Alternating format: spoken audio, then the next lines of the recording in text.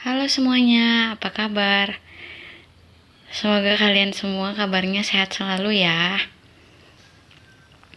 Jadi di sini aku akan menjelaskan tentang linearitas dan histerisis. Aku sebagai perwakilan dari kelompok 3 yang terdiri dari Reza Nofrialdi, Reza Firdaus, Della Lastari Nagianti, Saisariana Alvin Wahida, dan Ita Puspita Ningrum. Jadi di sini kita akan masuk ke dalam linearitas. Linearitas adalah sifat hubungan yang linear atau variabel. Artinya, setiap perubahan yang terjadi pada satu variabel akan diikuti perubahan dengan besaran yang sejajar pada variabel lainnya. Suatu elemen dikatakan linear apabila kurva membentuk garis lurus. Namun, bentuk linear yang ideal nyaris tidak pernah dapat. Namun, ketidaklurusan ini tetap ada dalam batas kewajaran yang dianggap linear. Penyimpangan garis linear inilah yang disebut linearitas atau linearity. Karena sulitnya menemukan semua yang linear di dalam praktik, maka kita dapat menerapkan standar ideal yang sedikit rendah. Misalnya, yang pada awalnya titik linear pada 0% diubah menjadi 10%. Dan yang pada awalnya titik akhir berada di 100% dirubah menjadi 80%. Maka, kurva akan dikatakan ideal di daerah 10% dan 80%. Bisa kalian perhatikan ya di gambar ini.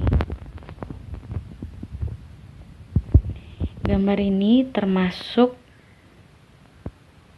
elemen yang dikatakan linear karena kurvanya membentuk garis lurus.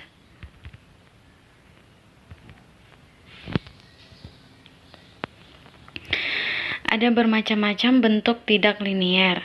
Ada yang berbentuk lengkungan garis asimtot, dan ada pula yang berbentuk garis berkelok-kelok. Namun, ada cara lain juga yang dapat melakukan pendekatan pada keadaan-keadaan tidak linear, yaitu dengan memotong kurva menjadi bagian-bagian kecil. Dalam bentuk potongan-potongan kecil itu, kurva yang tidak lurus dapat disebut linear. Namun, cara ini memiliki konsekuensi jika kurvanya semakin lengkung. Semakin banyak dibutuhkan potongan, sehingga kemiringan kurva menjadi berubah-ubah. Contohnya.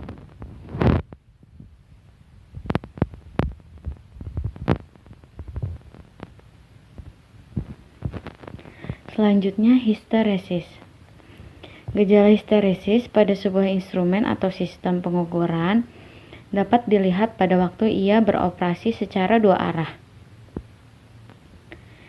Histeresis adalah ketergantungan sebuah sistem, tidak hanya pada keadaannya sekarang, tetapi juga pada keadaannya pada masa lalu. Ketergantungan ini muncul karena sistem tersebut dapat berada di lebih dari satu kondisi internal. Bila sebuah masukan yang diberikan naik dan turun secara bergantian, keluarnya akan cenderung membentuk sebuah ikal. Bagaimanapun, ikal-ikal juga terjadi karena keterlambatan dinamis antara masukan dan keluaran.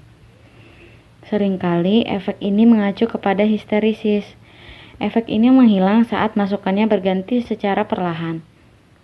Maka dari itu, hal ini tidak disebut sebagai histeresis sebenarnya. Bisa diperhatikan ya gambar ini. Ini termasuk medan perpindahan elektrik D dari sebuah bahan ferroelektrik sebagai medan listrik E.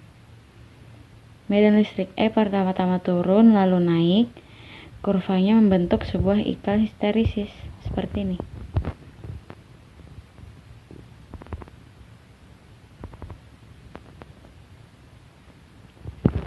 Gejala histeresis terjadi pada banyak elemen sistem pengendalian yang mengandung unsur mekanis.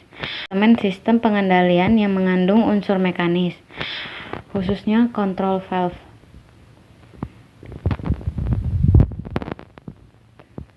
Contohnya seperti pada kasus waktu sinyal input ke control valve naik dari 0% menuju 100% dan pada waktu sinyal input turun dari 100% menuju ke 0%. Pada waktu sinyal naik, posisi bukaan